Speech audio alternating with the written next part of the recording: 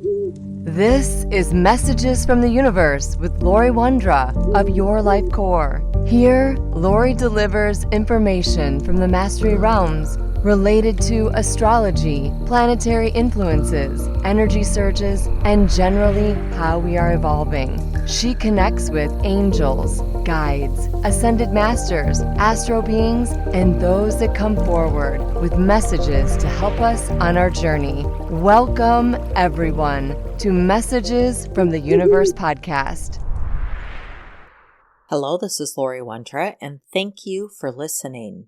Happy New Year and welcome to the new year of 2024. I always love the energy of going into a new year. It seems full of hope. It's refreshing. We get tired of the old and a new year feels like the welcoming of something new. There's many traditions built around the new year. Decluttering, cleaning your home, opening up the back door and sweeping the dirt out the back door while opening the front door and welcoming in the new energies of the new year. I remember one year when my children were small, we all gathered outside and banged pots and pans and noticed that there were several neighbors that also joined us out their front door, welcoming in the new year. But when you think about it, it's just another day. At midnight, we suddenly declare we are leaving one year or a time frame or the energy of something and moving into something new. At the stroke of the clock, we are declaring we can start something new. We celebrate with fireworks, party favors, and cheering to say out with the old and in with the new. And then there is our human side where we think if we're saying out with the old, we must define what that old is and get rid of it, and then define what the new is and act upon it. It's part of our DNA for evolving and making ourselves this human, this continuation of making ourselves better. So it would seem odd for us to not at least think about what we are done with when we feel old is old energy and then declare something fresh and something new for us. Many talk about New Year's resolutions. It's that time to form promises that we make to ourselves or to others. Those promises that we will continue to evolve. Resolution, a firm decision to do or not do something. We resolve to do or not do something. A promise to yourself to get something done, ideally along with a plan on how to make that happen. A resolution can be a goal that you set informally or formally and keep private, or you can share your goals and plans with other people. I personally don't like the term resolution, though many continue to use this term, and that's all right. The concept and the desire to change is still the goal. Many might find themselves using the word intent, setting an intent for what you want in the future, or setting intents for what you want the new year to bring. I'm finding myself using the word focus more frequently. And why? Well, where resolution is a promise we make to ourselves, and where we often don't like to break promises to others, many have no feelings about breaking the promises we make to ourselves. And if you've found you've had a tradition of resolving or setting resolutions and then they fade off through the year, know that you're not alone. The word itself, resolution, vibrates to the number 3, which is completion, or past, now, future, which sounds very, very hopeful. Think good, speak good, act good, but the third item is where we often fall off. We don't complete that act good. We don't have an action plan, or the action plan doesn't fit where we are in life. The word intent or intense is an act or instance of determining mentally upon some action or result. That vibrates to the number 4, which is stability. And again, completion, the number of a square, the number of foundations, materially, physically, practicality, and prosperity, the number that connects mind, body, spirit with the physical world of structure and organization. And that sounds great, right? So why does that also fall off when we set intents? And we often say plural, intentions, resolutions, thus fracturing our energy. We might flippantly say, I intend to take these actions, or my resolution is to do this. The word in itself, focus, is a central point as of attraction, attention, or activity. And the word focus vibrates to the number 1. It is action, beginnings, newness, hope, and now. It's like putting that laser focus on what it is you are working on now. What is your focus? It directs your energy to the thing. And that in itself can be uncomfortable for some people because they don't have the thing defined, whether it's to lose weight, get out of debt, pursue a new hobby or career goal, maybe socialize or get out in nature more, or something else. We've made it part of our festivities of closing out one year and entering into another. Why we do this at New Year's and not any other time of the year like our birthday or the start of spring has always interested me. It's a collective hope with so many people committing to goals for the new year, with hope and optimism that change can happen. It's in the air and we all feel it. That's stating our resolution. We energetically and sometimes magically move in that direction.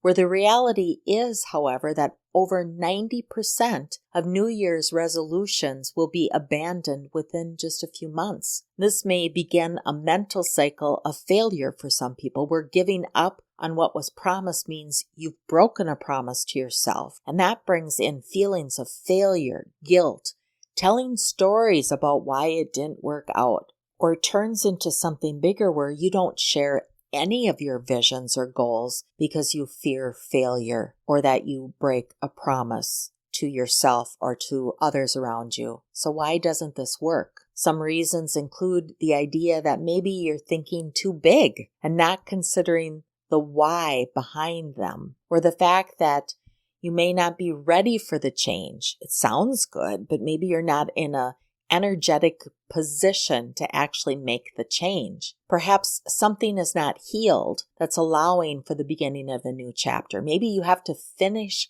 something in your past before you can move forward. Sometimes we can declare we're done with something, but often if we have wounds or learnings yet from a situation, we can't simply declare it's done. We have to do some sort of work even to make that declaration. We have to do the work in order to complete it.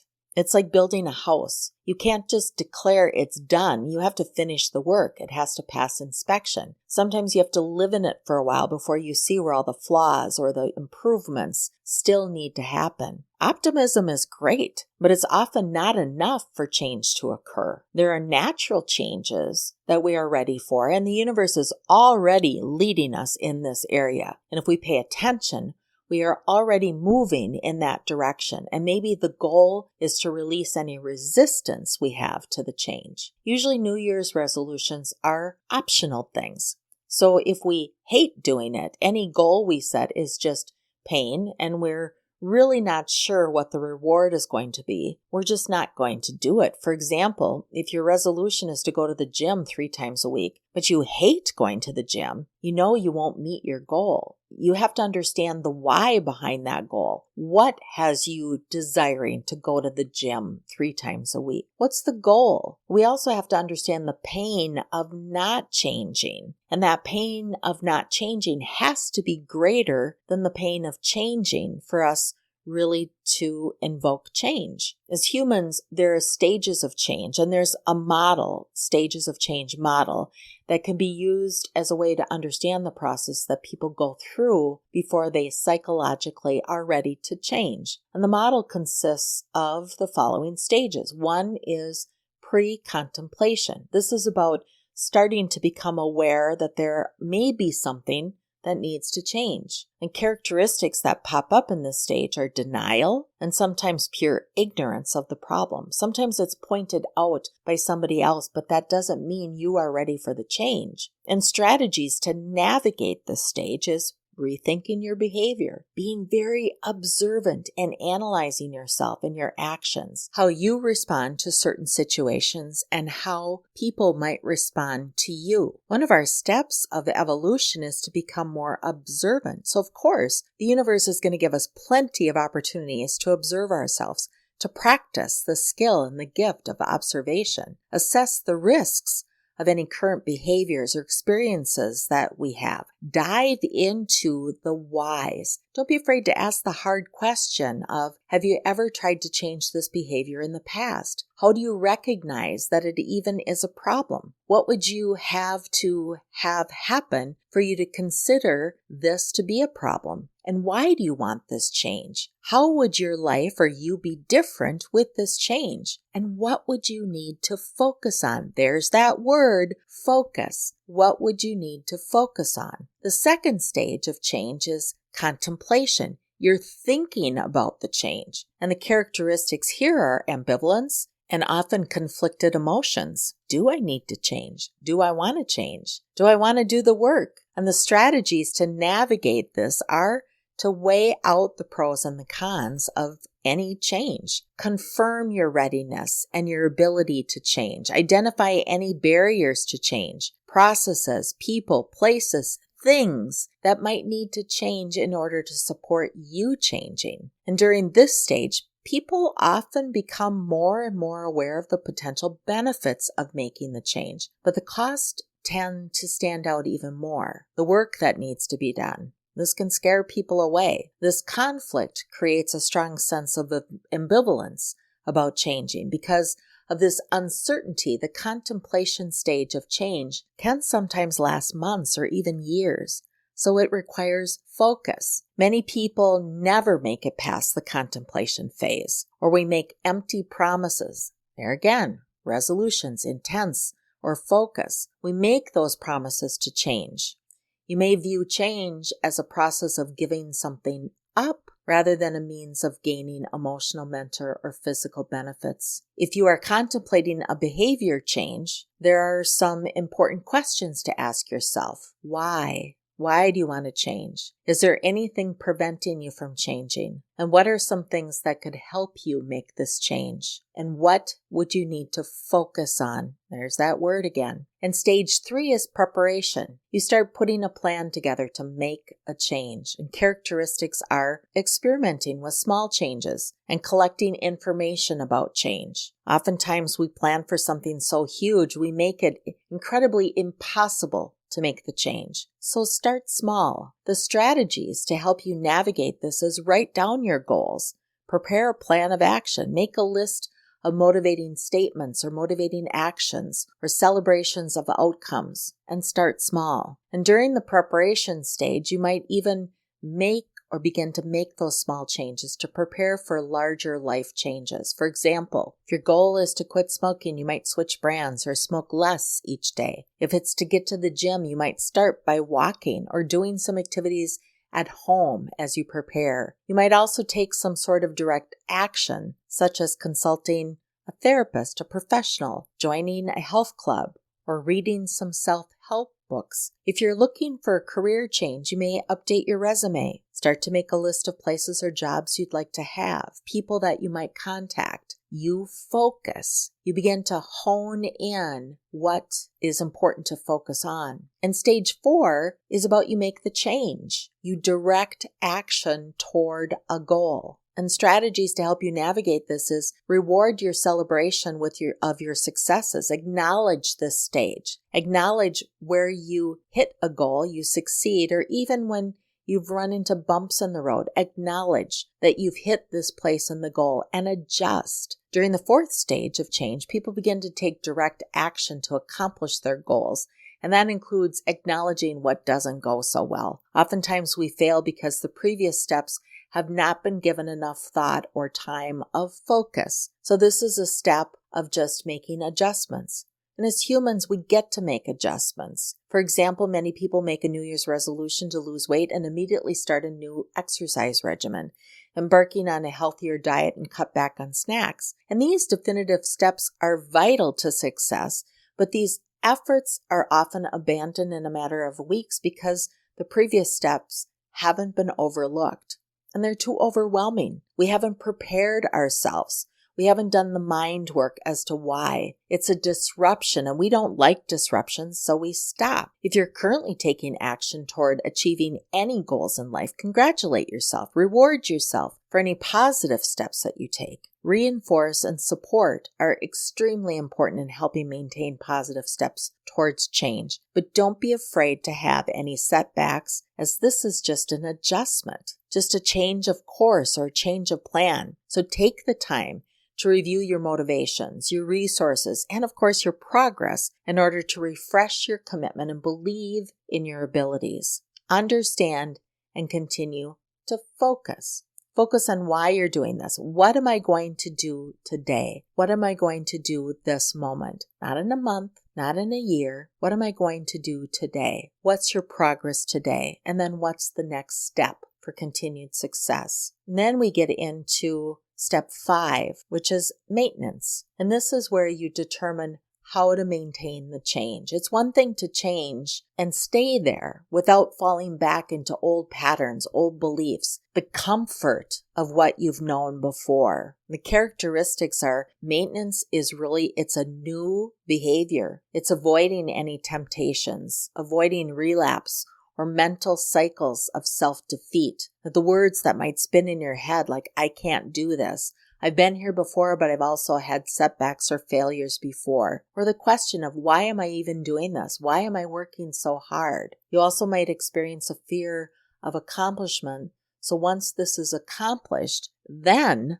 what might you focus on? If all your energy is going to this one goal, and when you've completed it, where does your energy go? Well, strategies to navigate this is remember to celebrate. Go back to the whys you are doing this, the outcomes. Take a pause moment to acknowledge what you've changed and how good it feels, where you were, where you are now, and then what's the next goal. But give yourself that space to experience now. That's what focus does. It allows us to hone in and to magnify what we are looking at now, today. At all stages, there's a point of focus that puts your energy into the present moment. You may view into the past or future, but your energy is in the present with an understanding of where you've been, where you're going, and what to focus on today. Successful change means knowing what stage that you are in and not being afraid to look back as you look forward.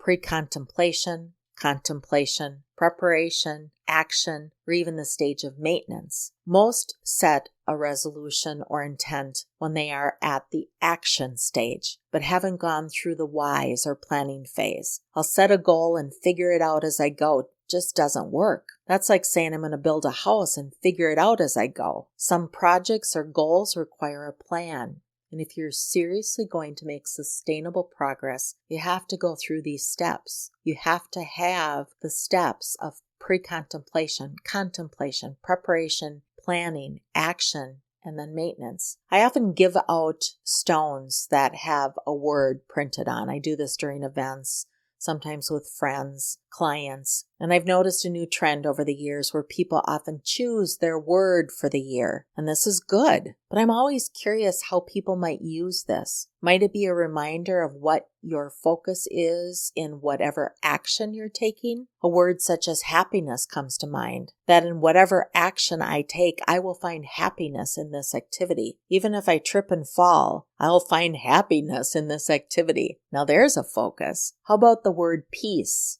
Or joy. I will find peace in all my actions. And if you feel frustrated or defeated, maybe a little bit angry some days, maybe you look upon this word as a reminder to find peace in this given moment, within the situation that you're experiencing. All of these practices can create success and create the field upon which you can create change. Because as humans, that's the one thing we are sure of, is change. And the base of it, it's understanding why you want a particular change. The universe is going to bring you change anyway, but the changes that you want to create, why do you want those changes? The pain of not changing has to be greater than the pain of changing for us to really drive to change without going through the work of focus. Some people are good at living within the energy of pain. They can survive and tolerate pain.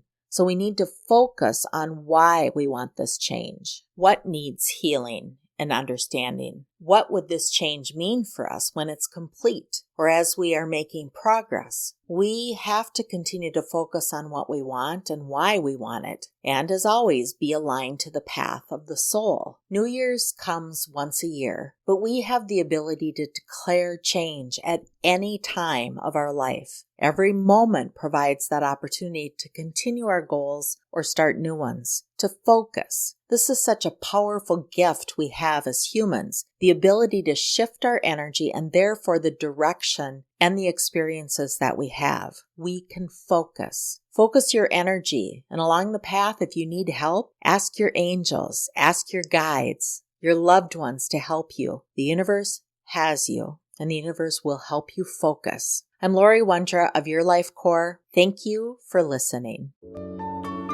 Thank you for listening to Messages from the Universe podcast with Lori Wondra of Your Life Core.